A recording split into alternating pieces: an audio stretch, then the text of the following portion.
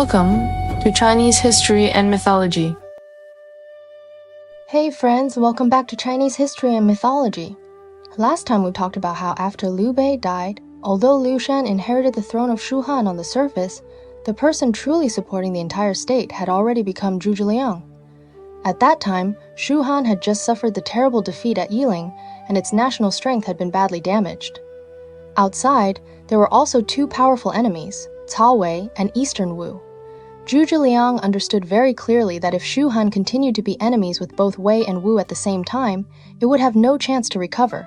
So he first sent Deng Ji as envoy to Eastern Wu, persuading Sun Quan to restore relations with Shu Han.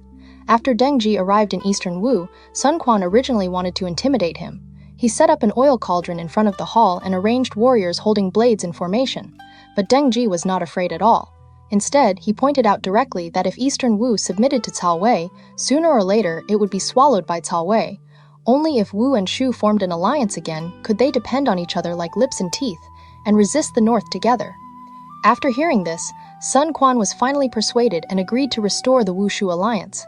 After that, Eastern Wu also sent Zhang Wen to Shu in return. Zhang Wen was originally somewhat arrogant, but during a banquet in Shu, he was left speechless by a series of questions and answers from Qin Mi, a scholar of Yizhou. This also showed Eastern Wu that Shu was not without talented people. Later, Deng Ji returned to Wu again, and Wu and Shu formally made peace and rebuilt their alliance. But just after Wu and Shu formed their alliance, Cao Pi could no longer sit still. He believed that if Wu and Shu joined together, they would surely threaten Cao Wei, so he decided to personally lead 300,000 land and water troops to attack Eastern Wu. On Sun Quan's side, Su Sheng was appointed to resist the Wei army. Su Sheng used reeds to make human-shaped figures and arranged fake cities and fake towers, making Cao Pi think that Jiangnan was heavily defended, so he did not dare cross the river lightly. Later, he also encountered fierce winds and huge waves, and Sun Shao, Ding Feng, and others took the chance to attack. Cao Pi suffered a major defeat and returned, while Zhang Liao also died after his arrow wound reopened. After the Wei army withdrew, Wu and Shu were temporarily stable, and the North did not dare act rashly. But at this moment, a major crisis broke out in the south of Shu Han. Meng Huo, the king of the southern barbarians, led 100,000 barbarian troops to invade the border. Yong Kai, Zhu Bao, Gao Ding, and others also rebelled one after another. Yongchang Commandery was surrounded, and the situation was extremely urgent.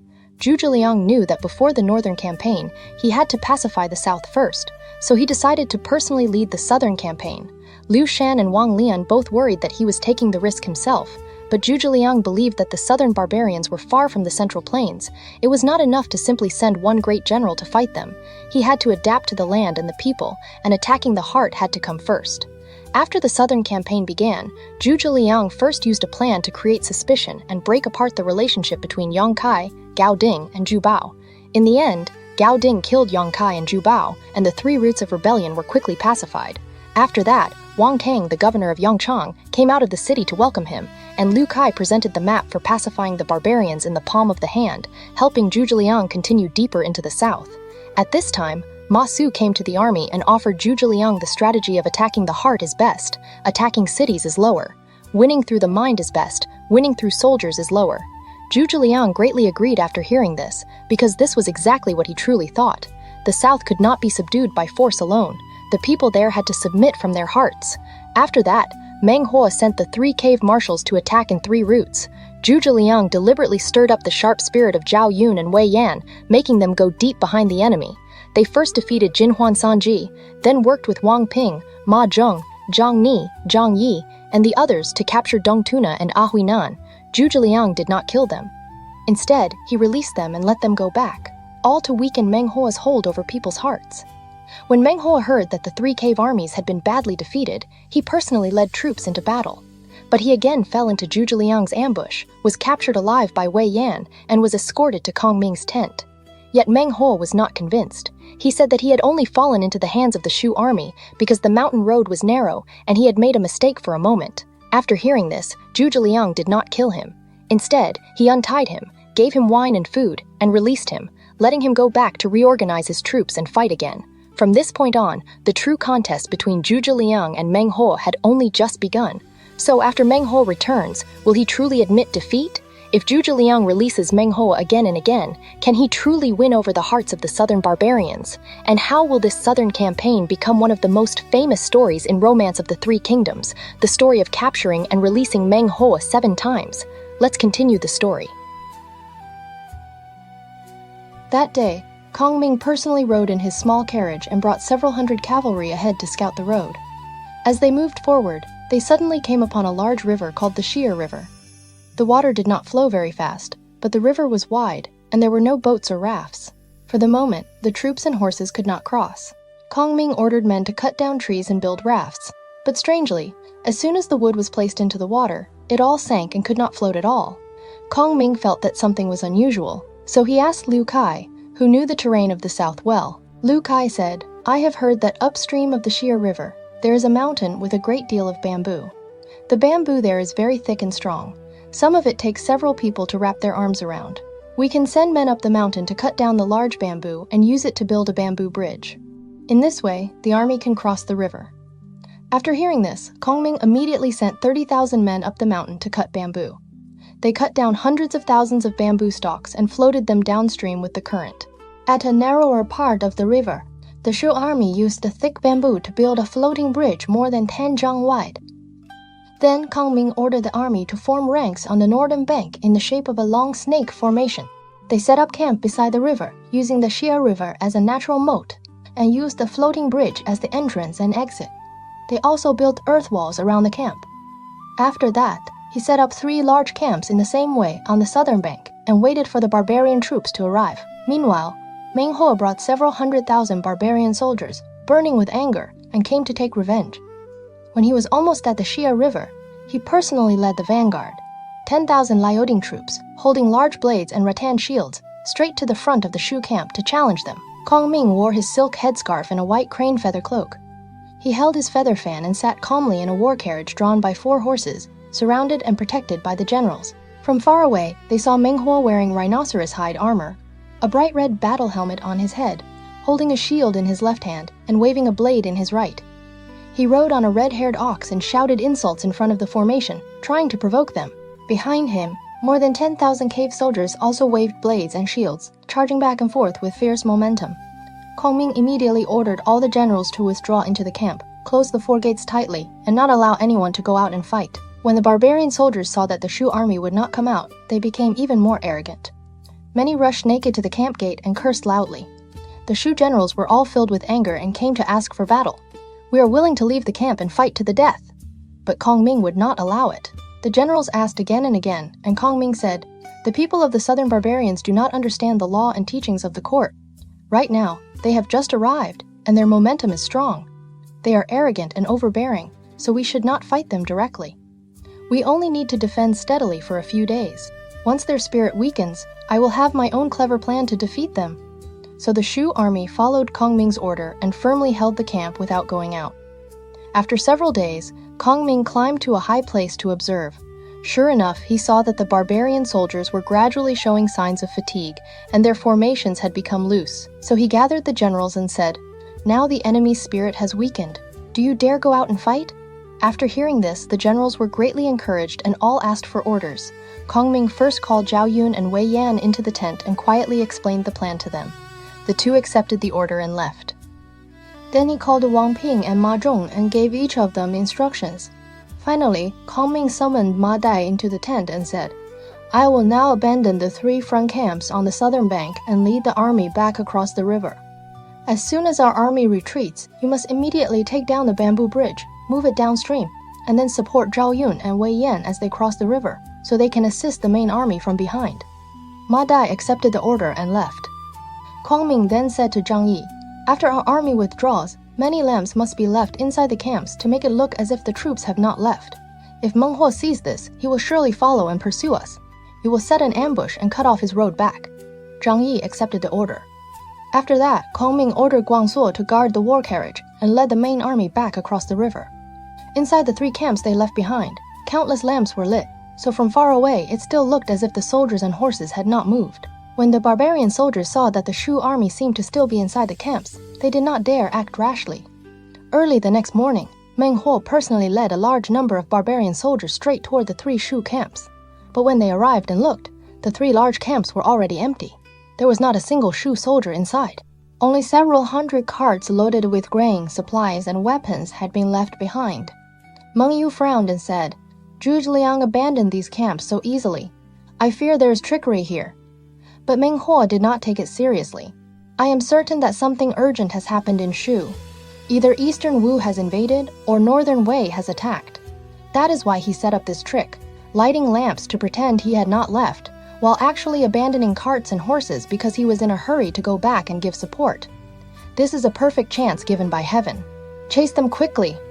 Meng Huo personally led the front army in pursuit to the bank of the Xi'er River. From far away, he saw banners neatly arranged on the northern bank, and there was also a brocade-like city along the river. The barbarian scouts saw this and did not dare cross the river rashly. But Meng Huo said, "This is only Zhuge Liang stopping briefly on the northern bank because he fears our pursuit. Within 2 days, he will surely retreat." So he ordered the great army to camp along the river. He also sent men up the mountain to cut bamboo, preparing to build rafts and cross the river, and moved all the battle-ready barbarian soldiers to the front, pretending they would attack by force. What he did not know was that the Shu army had already circled deep into his inner territory. That afternoon, fierce winds rose on all sides.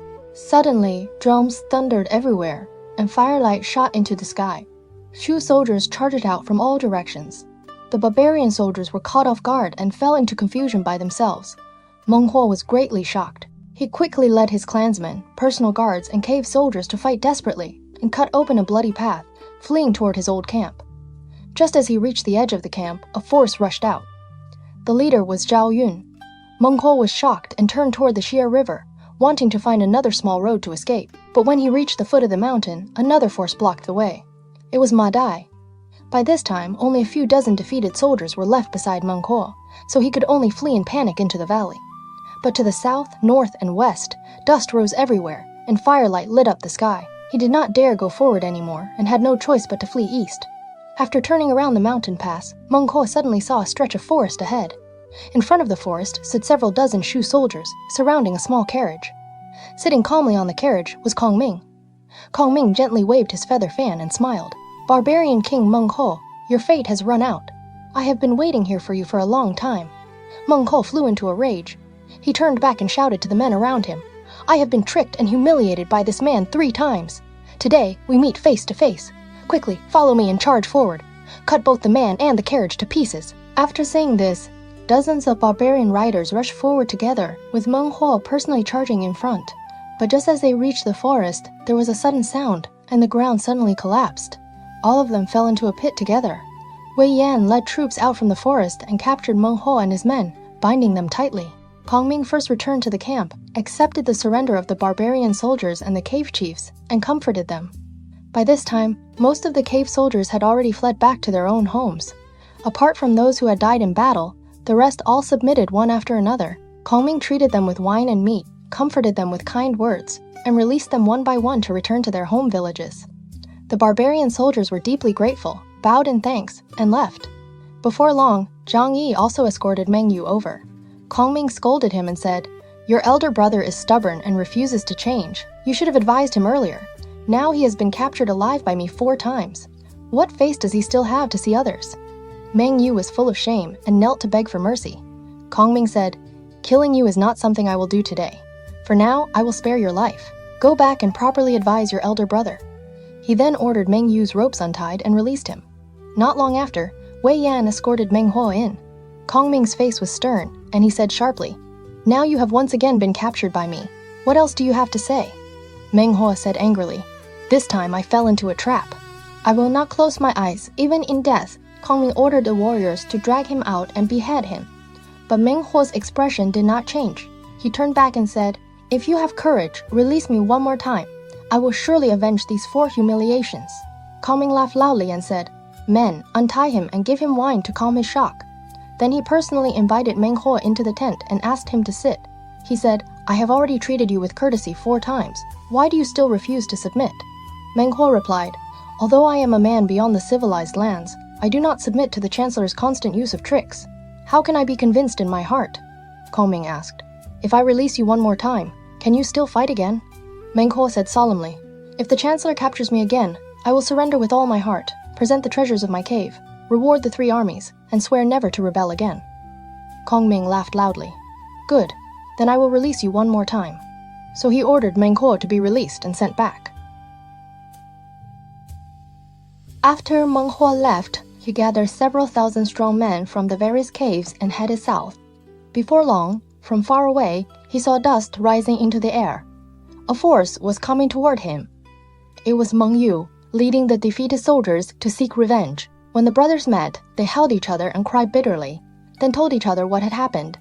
Meng Yu advised him, "We have lost battle after battle, while the Shu army keeps winning. They are hard to resist. Now we can only retreat deep into the mountain caves and avoid their sharp force. The Shu soldiers fear heat and cannot endure the summer air of the south. They will naturally withdraw." Meng Huo asked, "Where can we hide?" Meng Yu replied, "To the southwest, there is a mountain cave called Tulong Cave. Its cave lord, King Duasi, has a deep friendship with me. We can go to him." So Meng Huo sent Meng Yu ahead to report. When King Duasi heard the news, he personally led troops out to welcome them and treated them with great courtesy. After Meng Huo entered the cave, he told Duasi the whole story from beginning to end. Duasi said, "Great king, do not worry. If the Shu soldiers dare come here, I will make sure not one of them leaves alive. Even Zhuge Liang will die here." Meng Huo was delighted and asked what plan he had. Duasi said, "Tulong Cave has only 2 roads out. One road is to the northeast, the road your majesty came by. The ground there is flat, the water is sweet, and men and horses can pass without trouble. As long as we block the cave entrance with wood and stones, even 1,000,000 strong soldiers cannot get in. To the northwest, there is also a small path. But the mountains are dangerous. The road is narrow, and there are many poisonous insects and scorpions along the way. After dusk, heavy miasma rises and does not clear until the sea hour. Only during the Wei, Shen, and Yu hours can people pass." Duasi continued, "There are also 4 poisonous springs there. The first is called the Mute Spring. Its water is sweet, but after people drink it, they cannot speak and will die within 10 days. The second is called the Death Spring. Its water feels like warm soup. If people bathe in it, their skin and flesh rot away until their bones show, and then they die. The third is called the Black Spring. Its water is clear but poisonous. If even 1 drop splashes onto the body, the hands and feet turn black, and the person dies. The fourth is called the Soft Spring. Its water is like ice. After people drink it, no warm breath remains in their throat. Their whole body becomes weak and limp, and they die. No birds or beasts live in this place. Only Ma Yuan, the Fubo general of the Han Dynasty, once reached it. Now, as long as we block the main northeastern road, the Shu soldiers will have to enter from the small northwestern path. Along the way, they will have no water to drink. If they see these 4 springs, they will surely be poisoned. In this way, even if Zhuge Liang has 1,000,000 troops, he will never return." Meng Huo was overjoyed after hearing this and sighed, "Only today have I finally found a place where I can be safe. No matter how godlike Zhuge Liang's plans are, he will have no way to use them here. The water of these 4 springs will be enough to avenge my defeated soldiers." From then on, Meng Huo and Meng Yu drank and enjoyed themselves every day with Duasi inside Tulong Cave. For several days, Kongming did not see Meng Huo send troops out to challenge him, so he ordered the army to leave the Xi'er River and continue pushing south. At that time, it was the 6th month, the heat of summer, and the weather burned like fire. During the march, scouts reported, "Meng Huo has retreated into Tulong Cave and will not come out again. The important entrance to the cave has been blocked with wood and stones, and soldiers have been sent to guard it. The mountains are steep and dangerous, and we cannot advance." Kongming summoned Lu Kai and asked him about it. Lu Kai said, "I have only heard that there are roads inside Tulong Cave, but I do not know the details."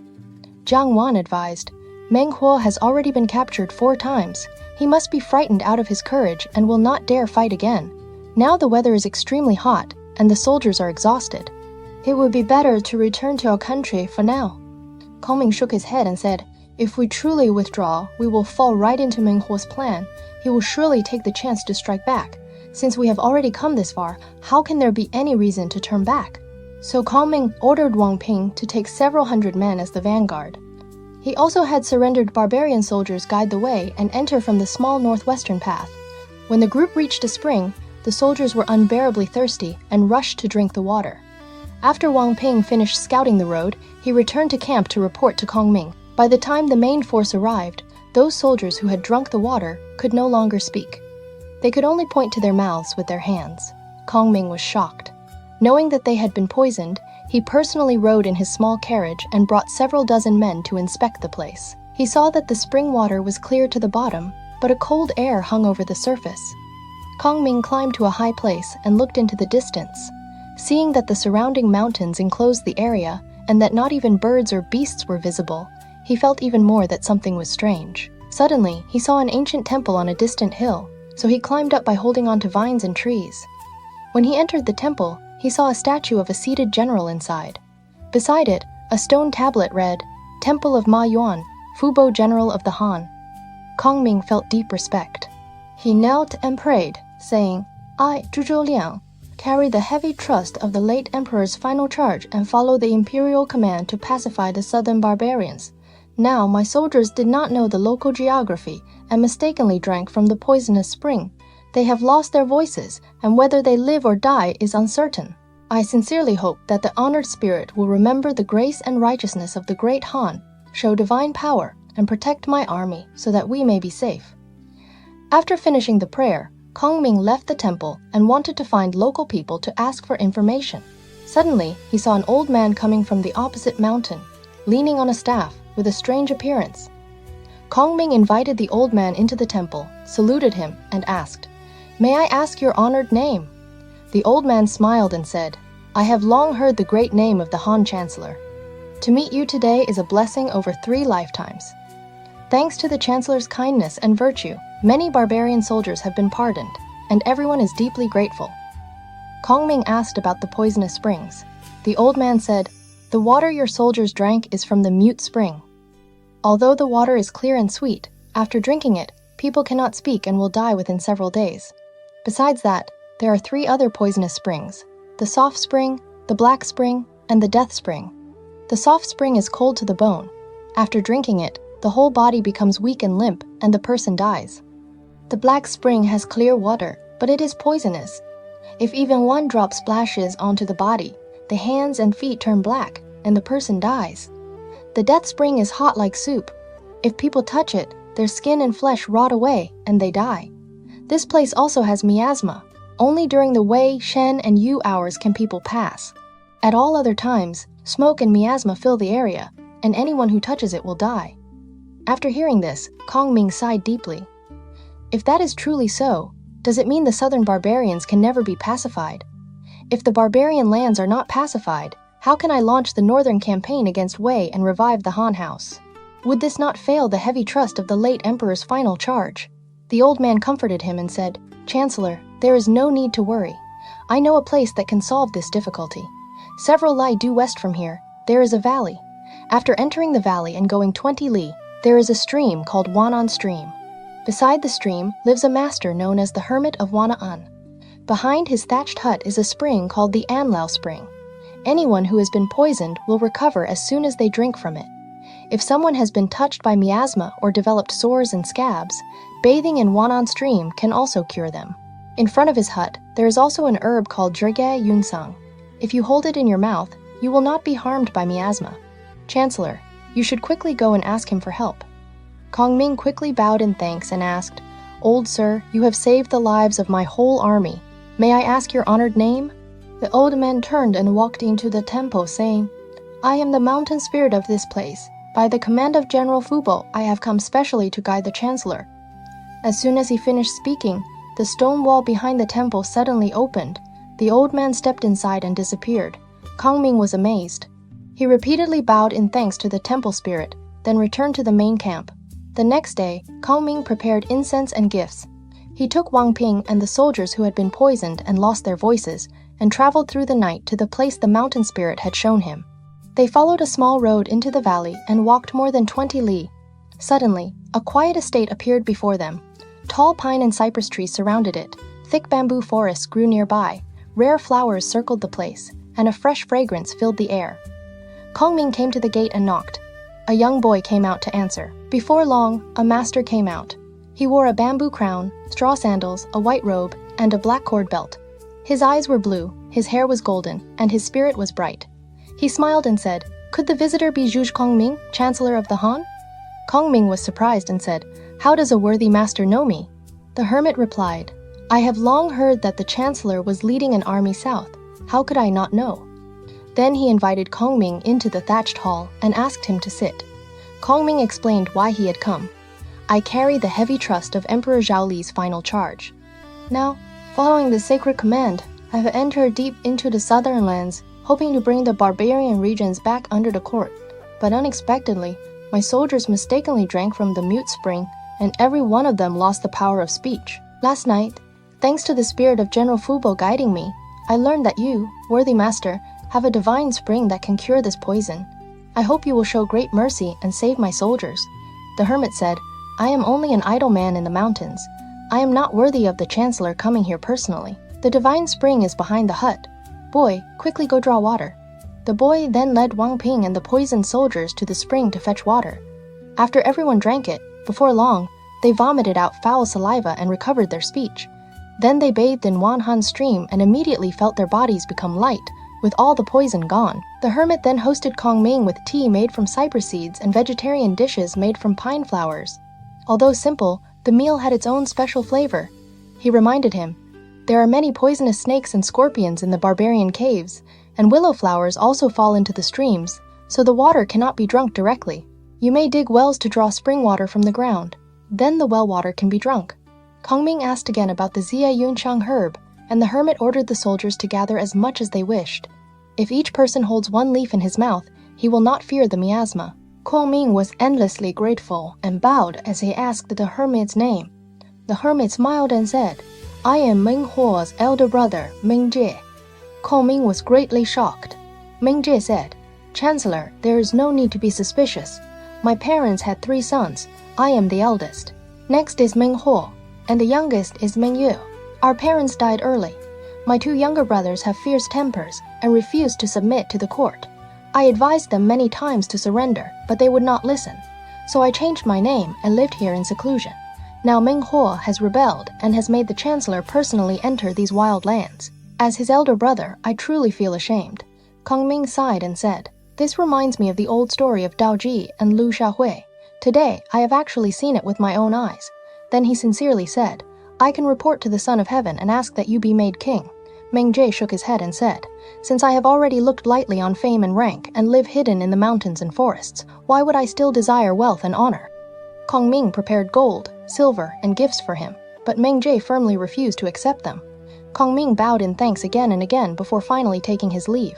Kongming returned to the main camp and immediately ordered the soldiers to dig wells around the camp to draw water.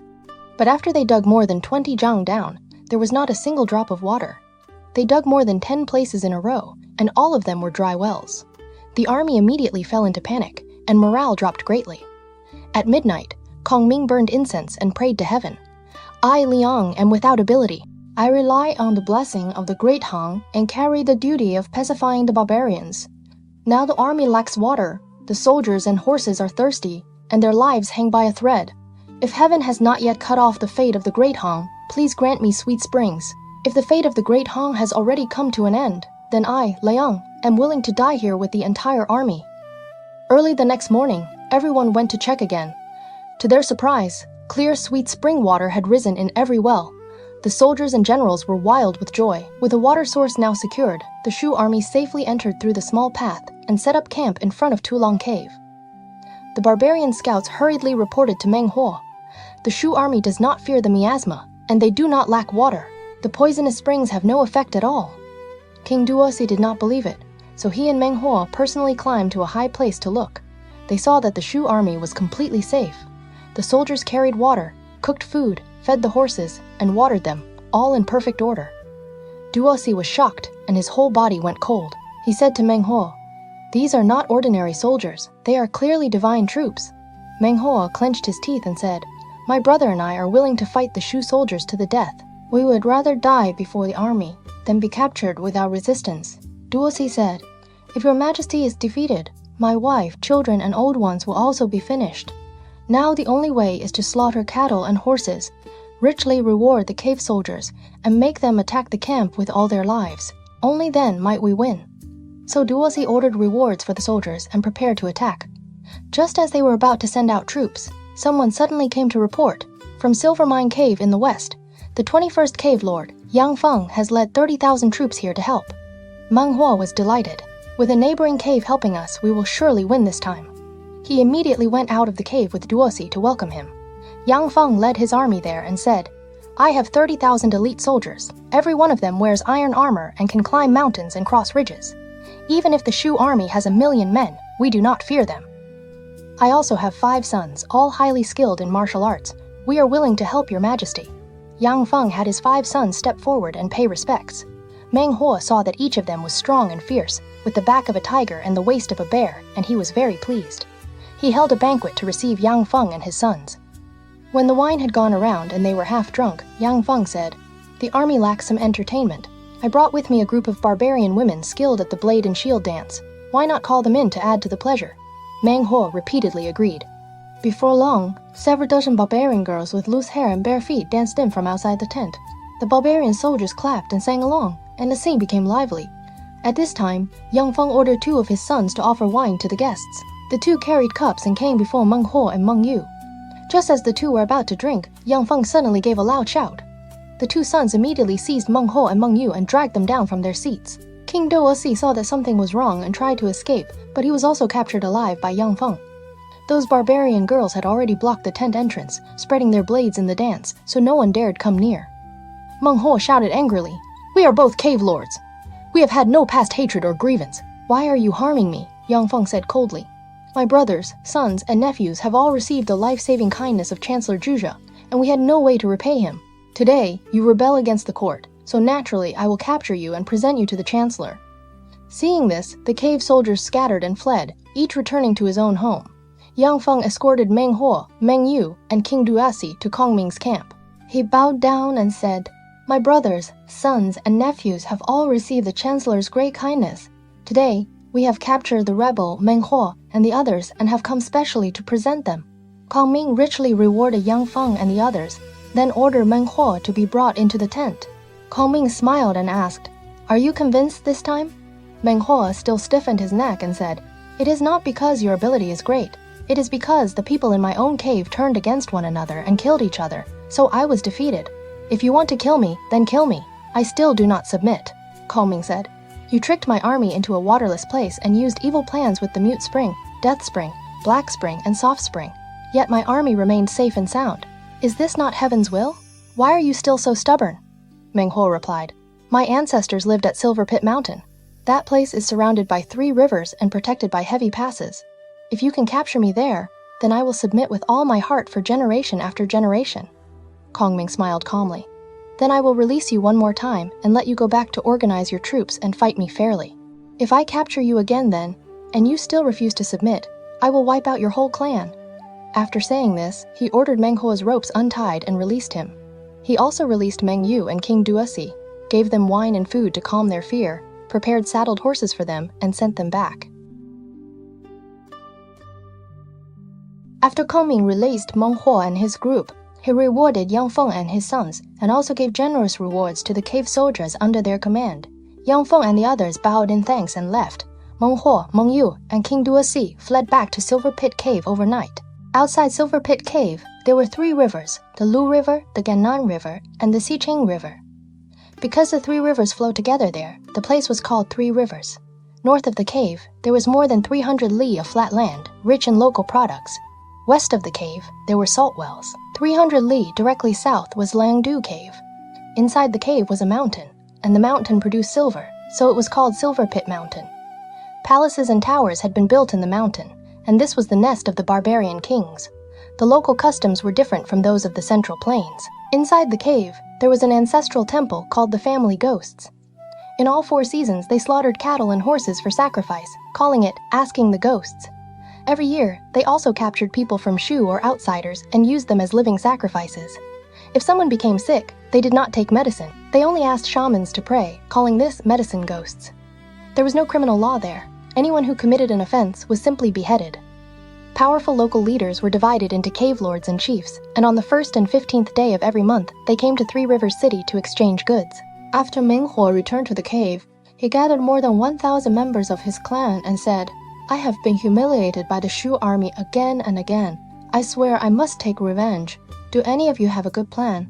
As soon as he finished speaking, his wife's younger brother, the cave lord Dalai, stepped forward and said, I recommend one man who will surely be able to defeat Zhu Zhiliang. Meng Huo quickly asked who it was. Dalai said, to the southwest, there is a place called Bana Cave. Its cave lord is King Mulu, and he understands magic. When he goes out, he rides an elephant and can summon wind and rain. Tigers, leopards, jackals, wolves, poisonous snakes, and scorpions often follow him. He also has 30,000 divine soldiers under his command, all brave and skilled in battle. If your majesty prepares gifts and writes a letter, I will personally go invite him. If we can ask this man to help us, why should we fear the Shu army? Meng Huo was delighted. He immediately ordered Dalai to take the letter to Bana Cave, and he also ordered King Duosi to guard Three Rivers City as the frontline barrier. Meanwhile, Kongming led his army to the front of Three Rivers City. Looking from far away, they saw that the city faced water on three sides, with only one side connected to land. Kongming ordered Wei Yan and Zhao Yun to attack the city along the dry road. But as soon as the Shu army reached the city, arrows and crossbow bolts rained down from the walls. It turned out that the cave people were skilled at using poisoned crossbows. One crossbow could shoot 10 arrows at the same time, and the arrowheads were coated with poison. Once a person was hit, the flesh would rot and the 5 organs would be exposed before death. Wei Yan and Zhao Yun attacked for a long time but could not take the city, so they had to return to camp and report. Kongming personally rode in his small carriage to inspect the situation. After returning, he ordered the whole army to withdraw several li and set up camp. When the barbarian soldiers saw the Shu army retreat, they all thought the Shu army was afraid. That night, they did not patrol or set up defenses, and they all went to sleep peacefully. In fact, after Kongming withdrew the army, he closed the camp gates for 5 straight days and did not send out a single soldier. When the barbarians saw that the Shu army still did not move, they gradually lowered their guard. At dusk on the 5th day, a slight west wind began to rise. Kongming gave an order. Every soldier must tear off one piece of his clothing. At the first watch, it must be handed in for inspection. Anyone without one will be beheaded. The generals did not understand his meaning, but they had no choice but to obey. At the first watch, Kongming gave another order. Each man must use that piece of clothing to wrap a bundle of clean earth and hand it in. Anyone without one will be executed immediately. The generals were even more confused, but they still followed the order. Then Kongming gave another command.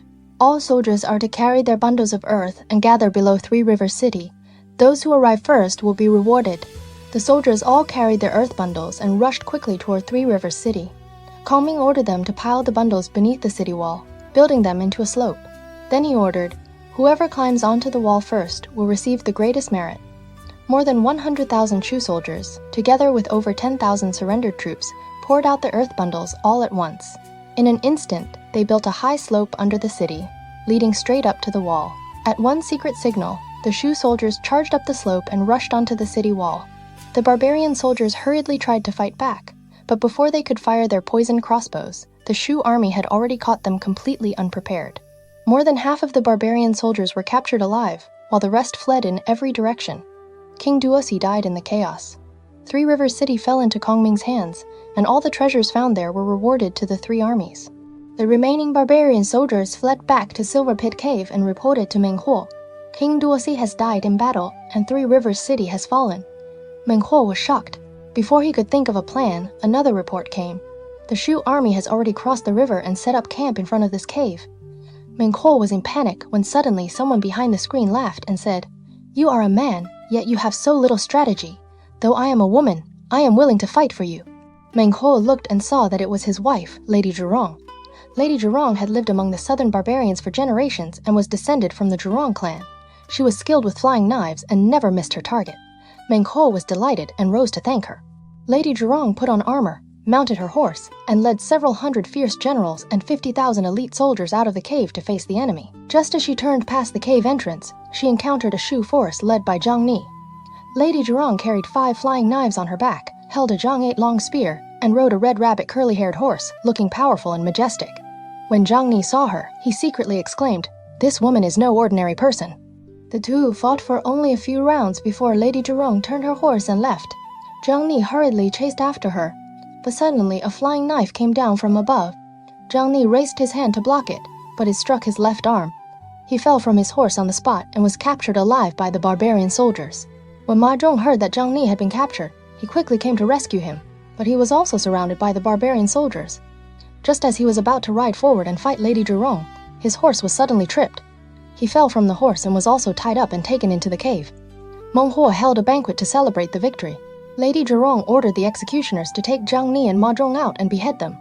Meng Huo stopped her and said, "Kongming has released me 5 times. If I kill his generals today, it would be unrighteous. For now, imprison them. When we capture Zhuge we will deal with them together." Only then did Lady Zhurong agree. The defeated soldiers fled back to the Shu camp and reported to Kongming that Zhang Ni and Ma Zhong had been captured. Kongming immediately summoned Ma Dai, Zhao Yun, and Wei Yan, gave each of them instructions, and ordered the 3 to lead troops out. The next day, Zhao Yun challenged outside the cave. Lady Zhurong put on armor and came out to fight. After exchanging a few rounds with Zhao Yun turned his horse and fled. Lady Zhurong feared there might be a trick, so she did not chase far and withdrew her troops back into the cave. After that, Wei Yan also came to challenge her. Lady Zhurong came out again. Wei Yan deliberately fled in defeat, but she still did not pursue. On the 3rd day, Zhao Yun came again to provoke battle. After Lady Zhurong came out, Zhao Yun again pretended to retreat. Lady Zhurong was about to return to the cave when Wei Yan suddenly shouted insults from the side. Lady Zhurong was furious and chased Wei Yan with her long spear. Wei Yan turned his horse and fled, luring her into a small mountain road. Suddenly, there was a loud sound behind him. Wei Yan looked back and saw Lady Zhurong falling backward from her saddle. It turned out that Ma Dai had already set an ambush here and used a trip rope to knock down her horse.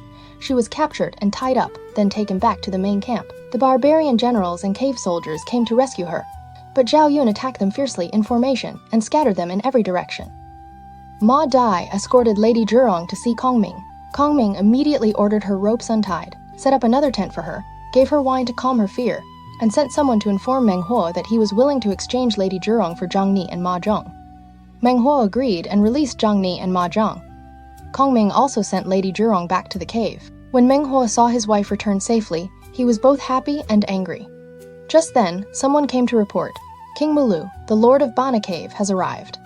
Meng Huo personally went out of the cave to welcome him. He saw King Mulu riding a white elephant, wearing golden beads and tassels, with 2 swords hanging at his waist. Behind him followed a group of barbarian soldiers who kept tigers, leopards, jackals, and wolves. His force looked extremely powerful. After meeting him, Meng Huo wept and told him how he had been defeated several times. King Mulu patted his chest and promised to avenge him. The next day, King Mulu led the soldiers of his cave and the wild beasts out to battle. Zhao Yun and Wei Yan learned that the barbarian soldiers had moved out and immediately arranged their troops in formation. The 2 watched from before the formation and saw that the barbarian soldiers looked fierce and strange. They were bare-armed and naked, with sharp knives hanging from their bodies. In their army, they did not beat drums or blow horns. Instead, they struck sieves to pass orders. King Mulu had 2 swords at his waist and shook a bell in his hand as he rode out from beneath the great banner on his white elephant. Zhao Yun said to Wei Yan, "I have fought all my life, but I have never seen anyone like this." Before he finished speaking, King Mulu began chanting spells and shaking his bell.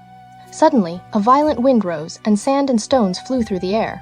Then a horn sounded, and tigers, leopards, jackals, wolves, poisonous snakes, and fierce beasts rushed forward together, baring their teeth and claws. The Shu army could not resist and had to retreat.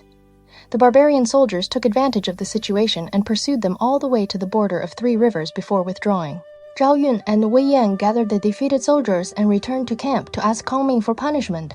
Kongming smiled and said, "This is not your fault. Before I even left my thatched cottage, I already knew that the southern barbarians had a method of driving tigers and leopards in battle. When I was in Shu, I had already prepared tools to break this formation. Among the 20 carts brought with the army, there are treasures for this purpose. Today, we will first use the 10 red oil cabinet carts. The other 10 black oil cabinet carts will be useful later." Kongming ordered the red oil cabinet carts opened. When the generals looked inside, they saw that the carts did not contain weapons. Instead, they held huge carved and painted wooden beasts. These fake beasts were made with great skill, covered with colorful velvet fur, and their teeth and claws were all made of steel. They bared their teeth and stretched their claws, looking extremely fierce. On each giant beast, 10 soldiers could sit. Kongming also selected more than 1,000 strong soldiers, including 100 men who would hold fire-spitting materials in their mouths and hide in the formation. The next day, Kongming's army advanced again and formed ranks outside the cave entrance. King Mulu relied on the power of his magic and led troops out to fight together with Meng Huo. Meng Huo pointed at Kongming from far away and said, "The man on the carriage is Zhuge Liang. As long as we capture him, we win." King Mulu again chanted spells and shook his bell. A violent wind suddenly rose and the beast charged out. Kongming only waved his feather fan, and that violent wind immediately blew back into the barbarian formation. At the same time, the Shu army's fake beasts also charged out, breathing flames from their mouths, releasing black smoke from their noses, shaking copper bells and baring their teeth and claws. When the real beasts from the barbarian cave saw them, they were instantly frightened and turned back, crashing into the barbarian soldiers instead and scattering them in disorder. Kongming seized the chance and ordered an attack. Drums and horns sounded together, and the Shu army pursued and killed the enemy. King Mulu died in the chaos. When Meng Huo's clansmen and close followers saw that the situation was lost, they abandoned the palaces and buildings and fled over the mountains for their lives. Kongming smoothly occupied Silver Pit Cave. The next day, Kongming was preparing to divide troops and pursue Meng Huo, when suddenly someone came to report. Meng Huo's wife's younger brother, the cave lord De Lai, failed to persuade him to surrender, so he simply tied up Meng Huo, Lady Zhurong, and several hundred members of the clan, and has brought them here to present to the chancellor. After hearing this, Kongming immediately called Zhang Ni and Ma Zhong, quietly gave them instructions, and had the two generals each choose 2,000 elite soldiers to lie in ambush along the mountain corridors on both sides. After everything was arranged, Kongming ordered the gate guards to let them all in. They saw daylight leading executioners and escorting Meng Huo and the others, who knelt below the hall. Suddenly, Kongming shouted, "Seize them!" Ambush troops rushed out from both sides, 2 men taking each prisoner, and tied them all up. Kongming laughed loudly and said, "How could this little trick of yours deceive me? The first 2 times you were brought here by people from your own cave to surrender, and I did not harm you. You thought I truly had no guard up, so you pretended to surrender and planned to lure me into the cave to an ambush." He ordered men to search them. Sure enough, every person had a sharp blade hidden on the body. Kongming asked Meng Huo, "Did you not say that if I captured you in your own home you would finally submit? What do you say now?" Meng Huo argued stubbornly, "This time we came to throw away our own lives. You did not capture me. I still do not submit." Kongming said, "I have captured you 6 times and you still refuse to submit. How long do you plan to wait?" Meng Huo said, "If I am captured by you a 7th time, I will truly surrender and never resist again." Kongming smiled and said, "Your old nest has already been taken by me. What do I still have to fear?" So he ordered the ropes untied and shouted, "If you are captured again this time and still dare play tricks, you will not be spared lightly." Meng Huo and the others left in disgrace. Meng Huo gathered a little over 1,000 defeated soldiers, most of them wounded as they fled for their lives. He discussed matters with Daylight and said, "Our own nest has already been broken by the Shu army. Where can we hide now to save our lives?" Daylight said, "There is only one place that may still turn the situation around." Meng Huo quickly asked, "Where?" Daylight replied, 700 li to the southeast, there is a state called Wuga. Its ruler is named Utugu. He is 12 chi tall. He does not eat grain, only live snakes and wild beasts. His whole body is covered in scales, and swords, spears, and arrows cannot harm him. His soldiers wear rattan armor. Blades cannot cut through it, arrows cannot pierce it. It does not sink when crossing rivers, and it does not become wet in water. If we can ask the rattan armored army to help us, capturing Zhuzhiliang will be as easy as cutting bamboo with a sharp knife." Meng Huo was delighted and immediately went to Wuga to meet Utugu. After Utugu heard Meng Huo's story, he patted his chest and agreed at once. "I will mobilize the troops of my cave and avenge you." Then he summoned the 2 leading commanders, Tuan and Shini, mobilized 30,000 rattan-armored soldiers, and marched northeast. The army of Wujie reached the Peach Blossom River. On both banks, peach trees formed thick groves. Peach leaves fell into the water. If anyone who was not from Wujie drank it, he would die.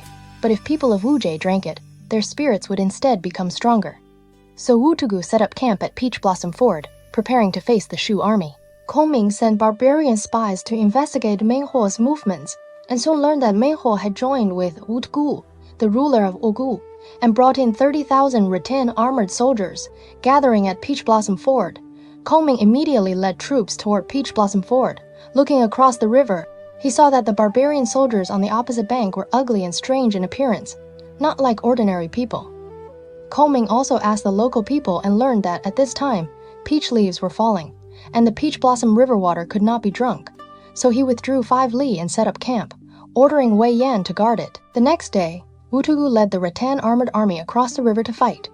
Wei Yan led troops to meet them, but saw the rattan armored soldiers charging forward like a tide.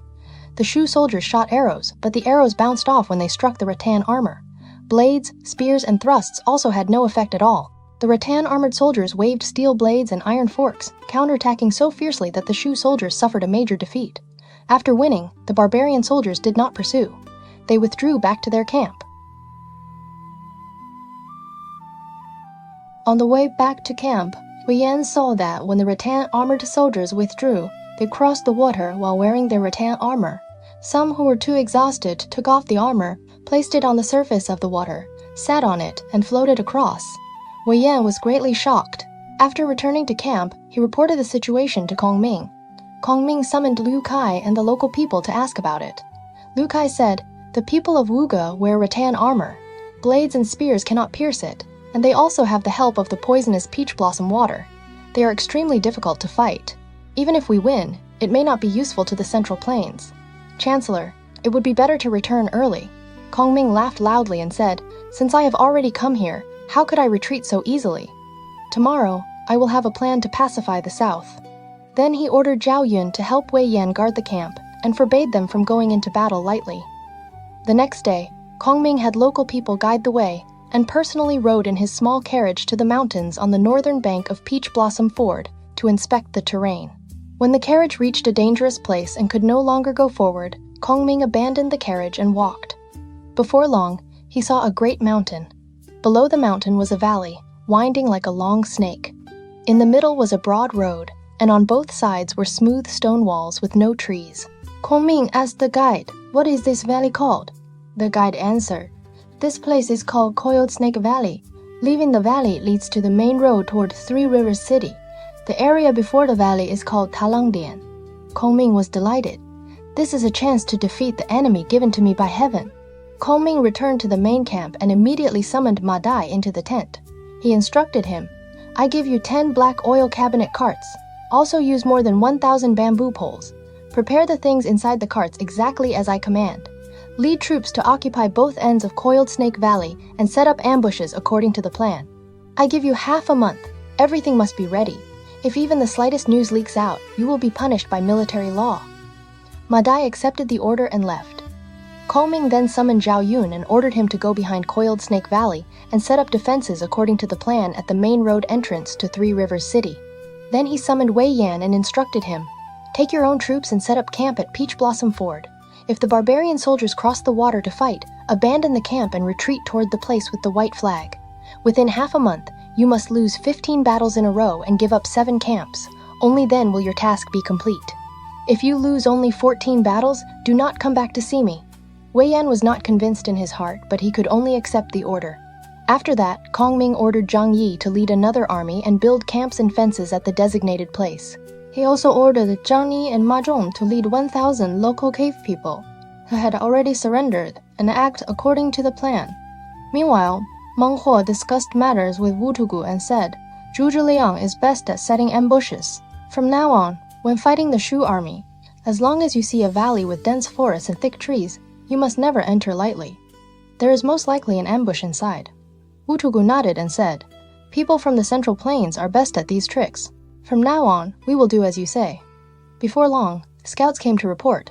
The Shu army has set up camp on the northern bank of Peach Blossom Ford.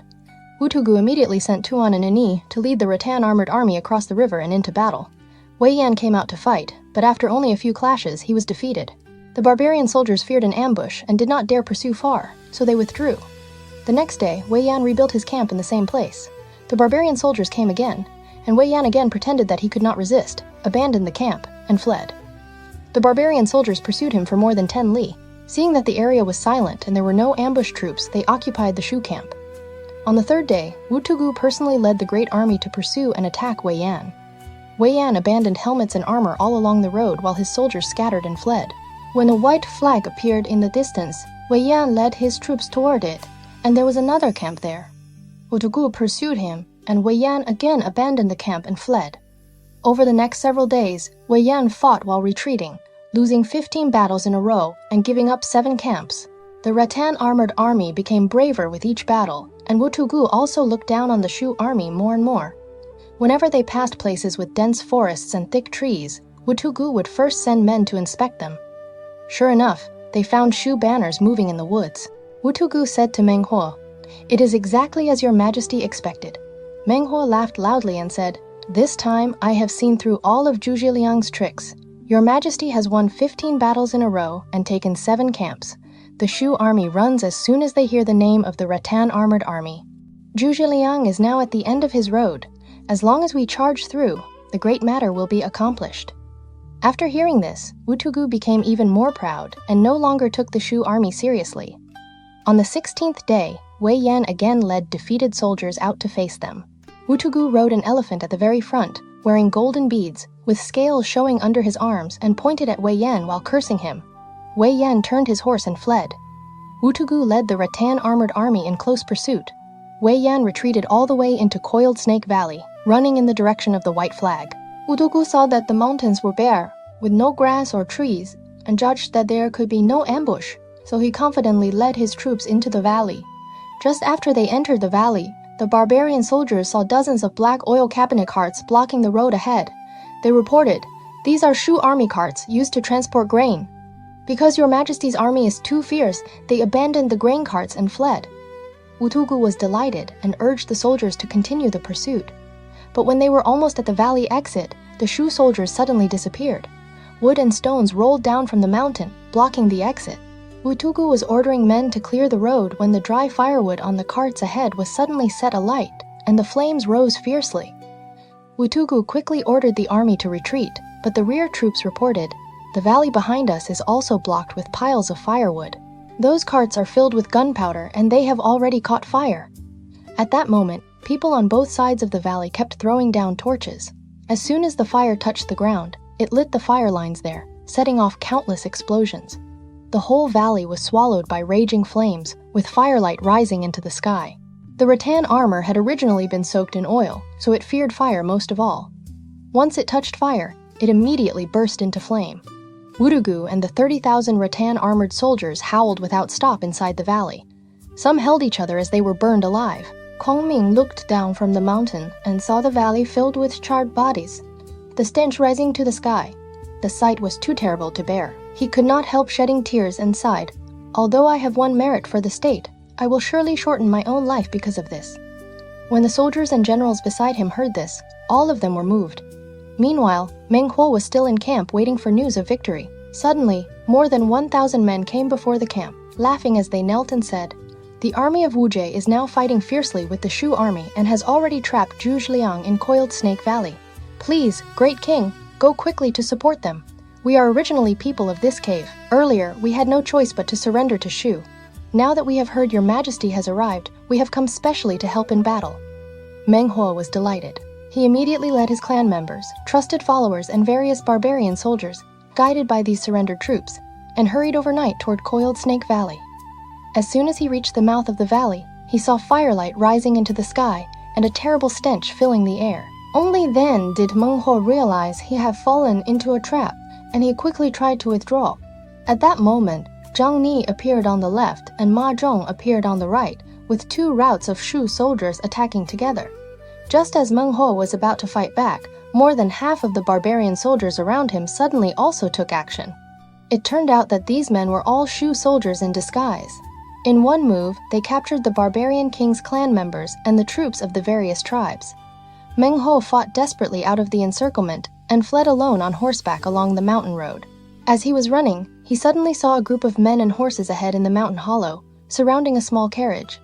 Sitting calmly on the carriage was a man wearing a silk headscarf, waving a feather fan, and dressed in a Taoist robe. It was Kongming. Kongming shouted, "Rebel Meng Huo, what do you say now?" Meng Huo was shocked and turned around to flee.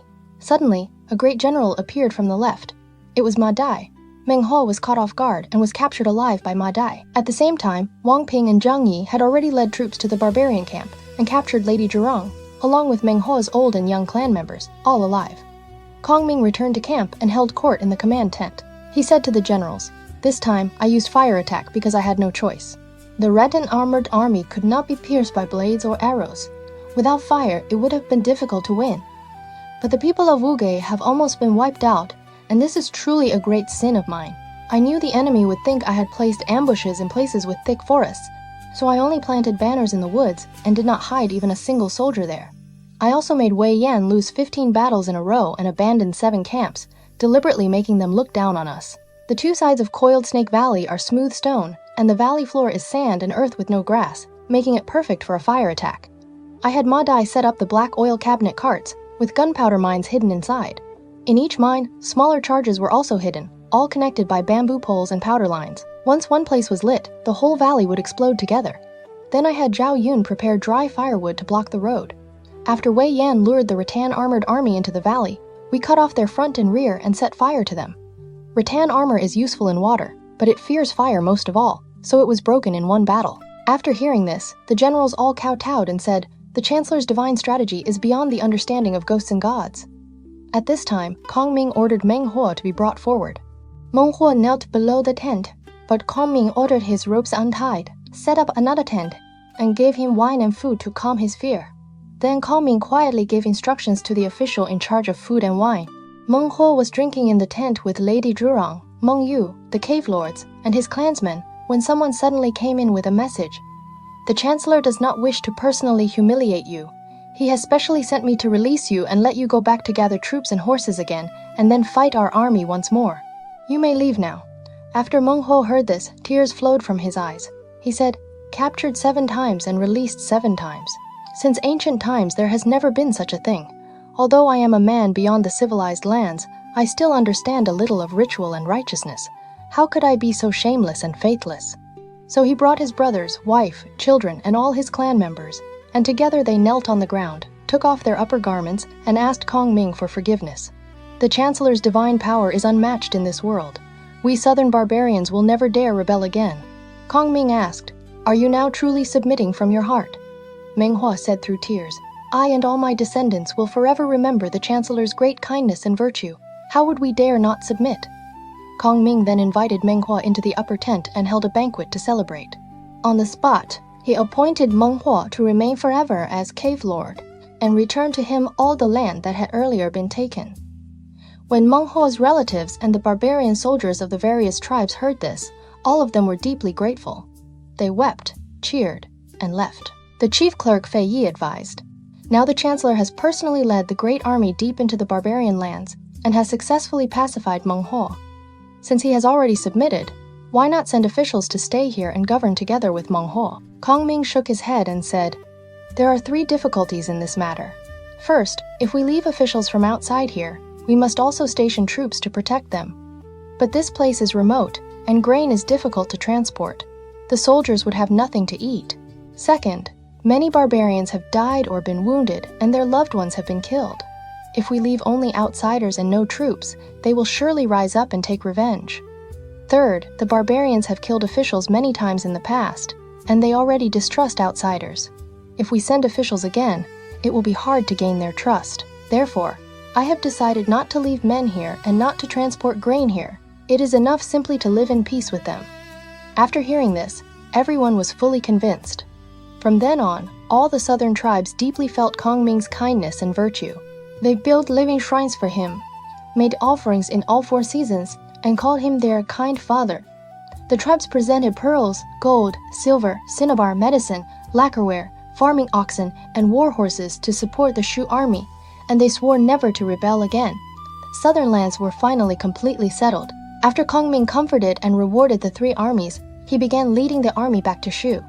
He ordered Wei Yan to take his own troops as the vanguard. When Wei Yan's army reached the Lu River, dark clouds suddenly covered the sky. Fierce winds rose over the river, and sand and stones flew through the air. The army could not move forward. Wei Yan had no choice but to withdraw and report back to Kongming. Kongming then summoned Meng Huo and asked him about the matter. Kongming's southern campaign looked on the surface like a military campaign to suppress rebellion, but in truth, it was more like a battle for people's hearts. From the very beginning, his goal was not simply to kill Meng Huo, nor was it to force all the southern barbarian tribes into submission through violence, because he understood very clearly that if the south was conquered only by weapons, then even if it was pacified today, it could rebel again tomorrow.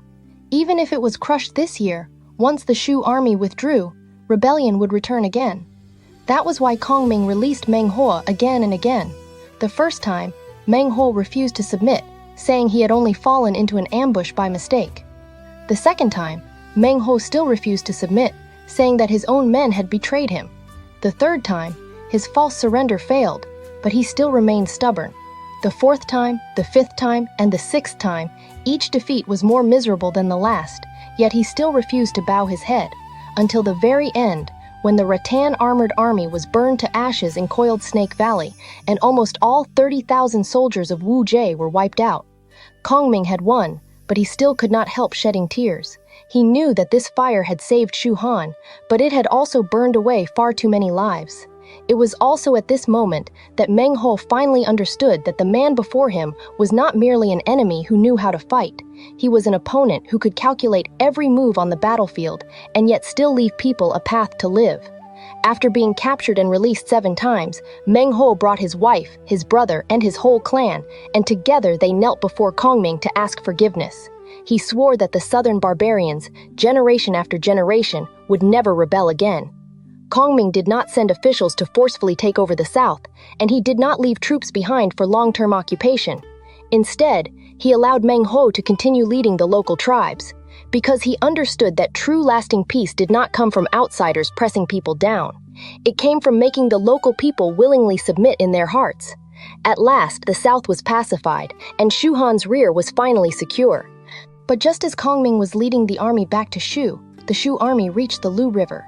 Suddenly, dark clouds covered the sky, fierce winds rose, and sand and stones flew through the air. The great army could not cross the river. Was this only the unpredictable weather of the southern lands, or were the souls of those who had died in the south still unwilling to fade away? How would Kongming resolve this strange omen? And after the south was pacified, when would the true great task in his heart, the northern campaign against the Central Plains, officially begin? We'll continue the story in the next episode. If you enjoyed today's episode, feel free to give the show a like, subscribe, and share it with someone you think would enjoy it too. Thank you for spending this time with me. I will see you in the next episode.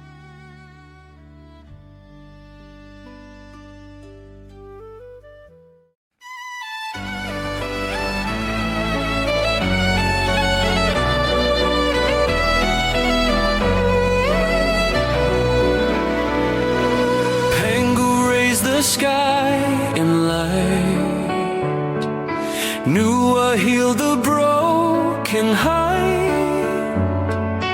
Fuxi traced the world's design. Every age leaves stories bright. Xi'er dynasty shaped bronze. Shang dynasty cast oracle bones. Thou dynasty built right. Qin dynasty forged the great walls. Han dynasty opened Silk Road winds. 3 kingdoms dynasty turned war to tales. Qin dynasty led ink and mountains bloom. Sui dynasty carved the Grand Canal. Tang dynasty crowned the world with art. Song dynasty raised learning's flame. Yun dynasty swept the northern plains. Ming dynasty strengthened walls again. Qing dynasty closed an ancient end.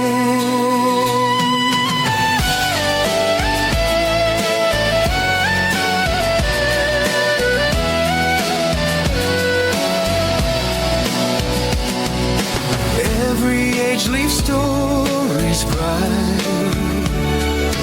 History and myth ignite in endless light.